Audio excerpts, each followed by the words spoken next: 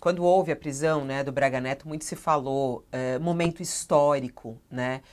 Essas descobertas relacionadas aos militares, muita gente tem analisado nesse lugar, porque isso marca a nossa história. Os militares envolvidos dessa maneira, os militares, parte deles rejeitando também essa tentativa de golpe no nosso país e o que também ajudou a frear isso. Como é que você vê desse ponto de vista histórico? É realmente histórico, por exemplo, uma delação de um militar, agora o que se espera de alguns militares de baixa patente, a prisão do Braga Neto, até mesmo a delação do Mauro Cid como um ajudante de ordem e um cara que fazia a ponte entre os militares e o governo?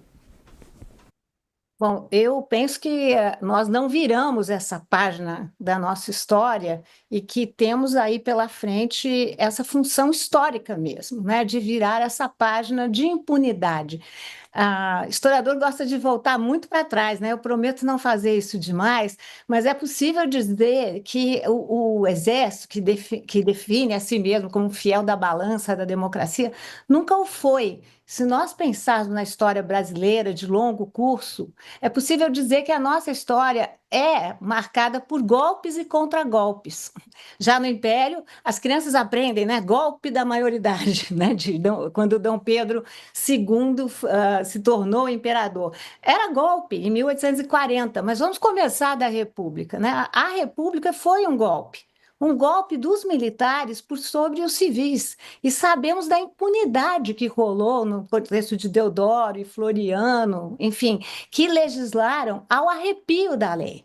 Essa é uma situação que se manteve. É claro que eu vou dar um salto para a gente pensar a lei da anistia. A lei da anistia de 1978, mas que foi decretada em 79 pelo general Figueiredo, aquele que não gostava, que preferia cheiro de cavalo ao cheiro de polvo, né? A nossa Maria Antonieta, né? A rainha dos franceses. Pois bem, essa anistia era uma anistia pela metade, ou melhor, era uma autoanistia, porque apenas anistiava os militares.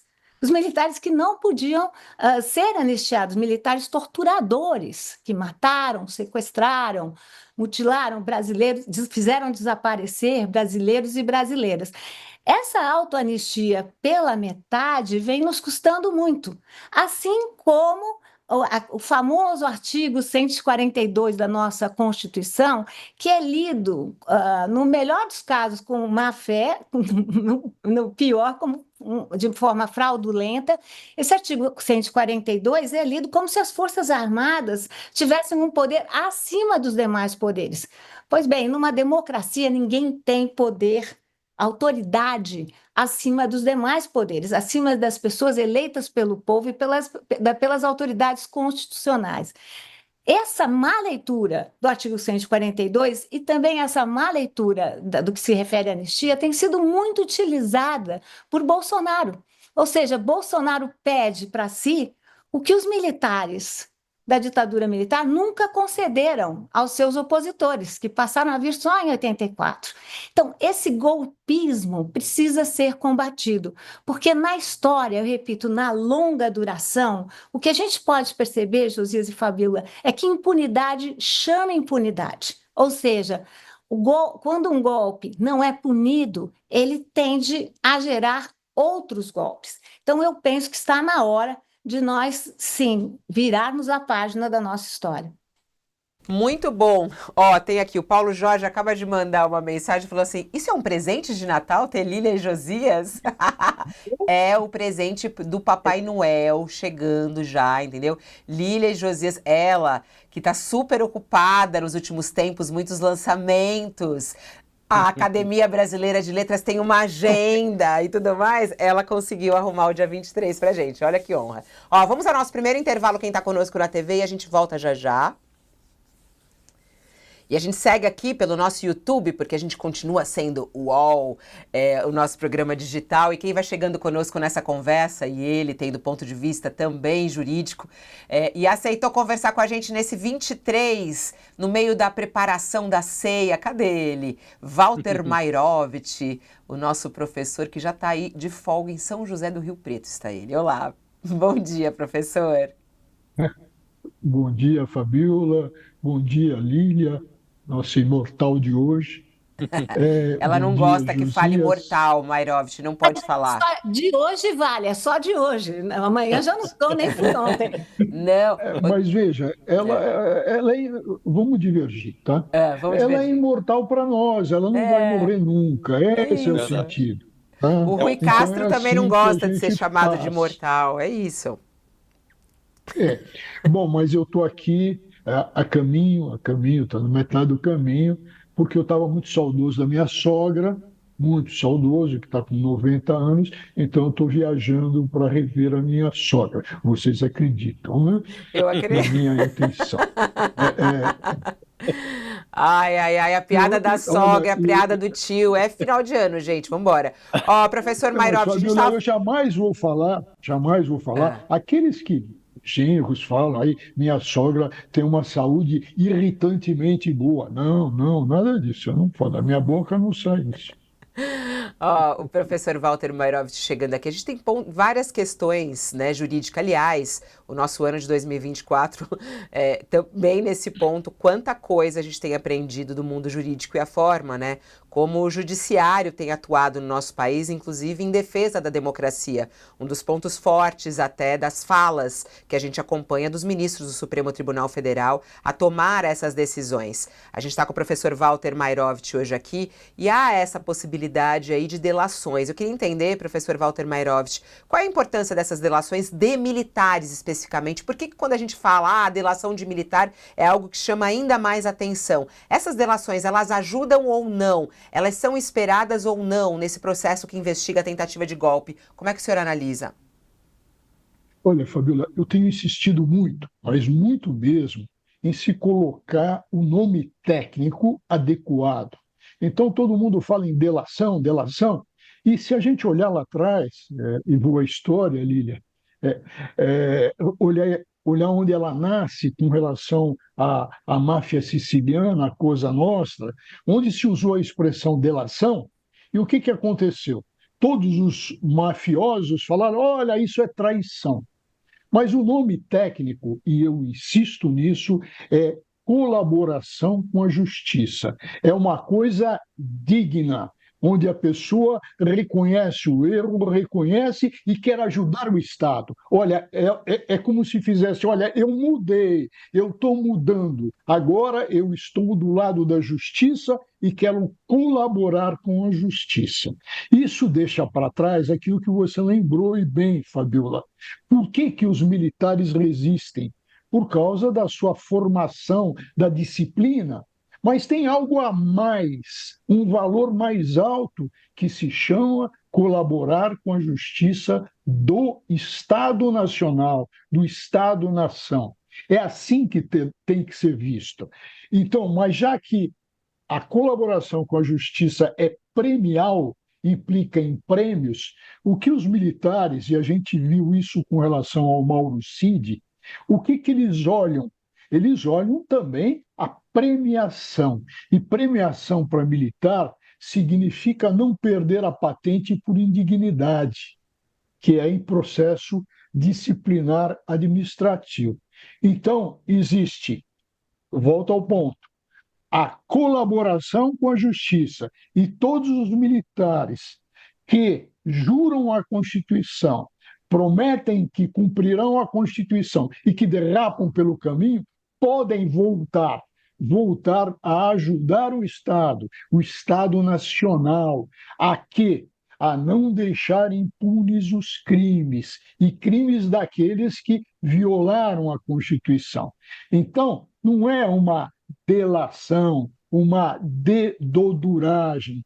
É um contrato, tem natureza de contrato de colaboração com a justiça e é um contrato premial, está no campo do direito premial, porque premia. Então eu acho, Fabiola, que não só os de baixa patente, mas os também de alta patente vão pensar muito, muito no que em não perder as estrelas, em não perder a, a aposentadoria, não perder o soldo e mudar a cara, mudar o prestígio, porque eles vão se tornar um colaborador de justiça, uns arrependidos que mudam de lado. Interessante isso, eles vão se beneficiar e talvez eles olhem para isso. Quem, Josias, você imagina que possa entrar numa delação? Você acredita que Braga Neto... Porque se fala que a possibilidade do Braga Neto fazer uma delação é muito remota, né? Mas pelo que o professor Walter Maroft está falando aí, as vantagens seriam enormes para Braga Neto ou não? Depende, né, Fabíola? O próprio Mauro Cid, embora tenha se tornado um delator, ele já foi... A carreira militar dele já foi para o saco, né? Foi para o lixo, né? Ele era candidato à promoção, seria promovido, não foi. O Exército barrou essa promoção. E está entendido que, mesmo que ele seja premiado pela contribuição que deu efetivamente às investigações da Polícia Federal, ele não será isentado de responsabilidade, né? E se ele tiver uma pena igual ou superior a 2 anos de cadeia, isso resultará numa prisão em regime aberto, ele não vai em cana, mas isso levará o Exército à abertura de um processo na Justiça Militar, que levará à expulsão do Mauro Cid da força, né? Ele será excluído do Exército. Em consequência, ele terá essa premiação que ele poderia vir a ter, preservação de patente, de aposentadoria, soldo, ele perderia, não é? Poderia se beneficiar daquela aposentadoria por morte ficta, morte fictícia, não é? Que militares condenados têm o seu soldo transferido, a sua aposentadoria transferido para os familiares. No caso do Mauro Cid, iria para a mulher dele, mas o governo está propondo acabar com isso também no Congresso Nacional. Então, se a medida for aprovada no Congresso antes da condenação do Mauro Cid, ele pode perder, inclusive, isso, né? E no caso do mais recente, quem poderia ser delator? Quem poderia buscar um prêmio judicial? O Braga Neto, o Bolsonaro está muito convicto de que ele não fará isso, não é? Ele estava convicto também em relação ao Mauro Cid. O Mauro Cid se tornou um delator. Mas há um outro general preso, preventivamente, que é o Mário Fernandes, um general com menos estrelas que o Braga Neto.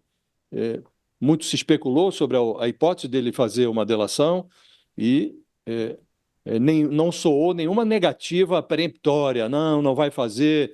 Os advogados ficaram não vai e vem, e ficou a dúvida. E há todos aqueles quides pretos, né, Fabíola, que são oficiais de patente inferior, que estão enrolados também nesse inquérito sobre a tentativa de golpe. Alguns deles estão em cana também. São oficiais, como disse, de patentes intermediárias, que estão presos, ninguém nem fala os nomes, estão presos, esquecidos lá não estão em má situação porque não foram para cárceres convencionais, né? Mas estão presos aí em quartéis, em prisões especiais, aguardando as deliberações que o judiciário tomará em relação a eles, né? Esses também podem, a exemplo do que fez o Mauro Cid lá atrás, podem enxergar numa delação algum benefício, né?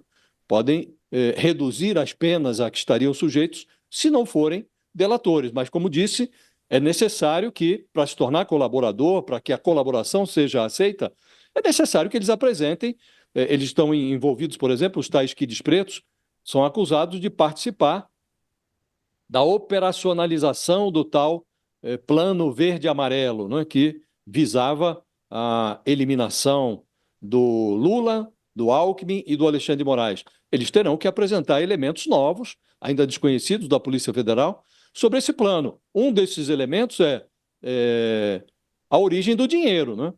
O Mauro Cid contou à polícia, quando a delação dele, ou os benefícios a que ele está, os benefícios que ele reivindica, quando isso ficou sob ameaça, quando a Polícia Federal sugeriu até ao Supremo que cancelasse o seu acordo de colaboração, o Mauro Cid ampliou as revelações e disse que o general Braga Neto entregou aos quides pretos, a um major, R$ 100 mil numa embalagem de vinho para financiar a atuação dos kids pretos. Então, pode ser que um deles diga, o Mauro Cid falou, esse dinheiro veio do agronegócio, mas não disse quem é o financiador efetivo. A Polícia Federal está atrás.